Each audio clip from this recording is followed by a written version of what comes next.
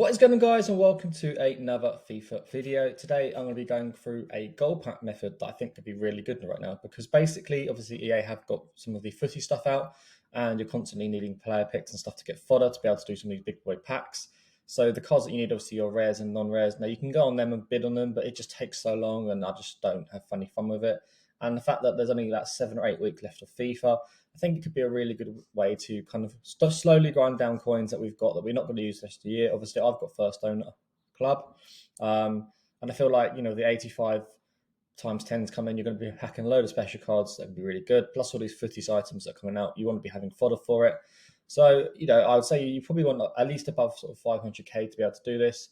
I've got 2.8 million, so I'm just going to slowly grind gold pack methods. So in terms of what you want to be doing with the gold pack methods, obviously open it up 7.5k packs, see what you get, and go from there. So I'll get a rare in the first one. If you just have a look at some of the prices on rares, etc., some of them are actually going for around 1.5k. So you've already gained back around 6k. And if you get any commons in it as well, if you want to keep them, you can do. I recommend keeping like the off league ones because obviously they're really low in price. But if you do get like a centre back, for example, from a Serie A, sometimes they go for a lot if they're from a big team. Obviously, this guy is from Verona, but if he was from someone like Inter Milan, could be worth keeping for future things going on. Sometimes it's worth checking badges as well. For example, this badge here, for some reason, because it's got an S on it, it is actually going for around 1.5k. So you've already made at least 4 or 5k back from the initial sort of start there. If you then want to go through and sell your contracts, you can absolutely do that. But let's just send in everything into the club that we would have, like, in case we weren't going to keep it, because we are going to keep it because sometimes these things go up in price and then we can sell it for more. But we know this thing here goes for at least about 1.4k. But I will actually list it a little bit lower just to try and get that sale. So that's like 1.2. Now the idea here is obviously not to make profit, but to make some coins back to the point where it's actually worth doing this, because obviously you don't want to keep going down in coins. You want to be going down slowly and being smart about it. So there's obviously the chance now as well to pack special cards, so that could be a good thing as well. If you want to go sell through contracts, you can do. They just take a little while to do, but maybe for a weekend league you could do that. And then again here with all the discard stuff from the sort of the filler content as you like in gold packs, you'll at least get a K back from there. So actually each pack is probably only costing you about, worst case 5k, but probably realistically around 3 to 4k. And if you're packing any of the Premier League cards, I think it could be really good. So, and then Endon Bele there, 82 rated, shiny as well. This pack might be actually a lot more profitable.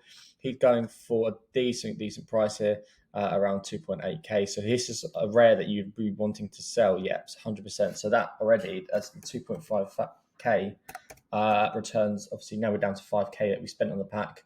You can then check these Serie A ones. So this guy here, he's around 800 coins. I'll probably keep this one. But a Premier League player, obviously at the moment while that cap is out, they are 1.1. So I think selling the Premier League ones is a good and smart play, especially if you get some of the big boy clubs like Chelsea, United, anything like that. You can check some with GoalNet stuff. I don't really think they go for much. I mean, there's a bid there at 200, so maybe we'll list it for an extra. Actually, we'll load this card for 250. Actually, you might as well just get rid of it like that. Again, goal songs and stuff, if you want to check them, you can do, list them, give it a go. It might be just some extra coins back that you never really thought you'd get. So we'll stick that up for 500. Again, rare contracts, probably 200, 250 sale. And then these ones, so some of these formation cards do go for a lot as well, so make sure you're checking them. That is a key part of this gold pack method that you're probably going to want to use to your maximum. If they are going for 200, list them. If they don't sell, then just discard it. Same with the league. Some of the leagues go for something, and then injury cards I tend to just discard because I don't really do much.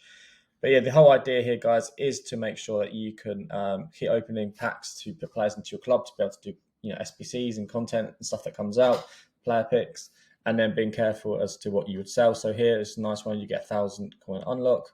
You've got a duplicate player there, so you'll start to get a load of duplicate players, which you can start relisting the more and more you do this. This guy's actually a really good one. He seems to go for at least 1.2 to 1.3k. And then eventually you'll get like CM to cams and things like that, CF to strikers, all them cards that go for a lot more.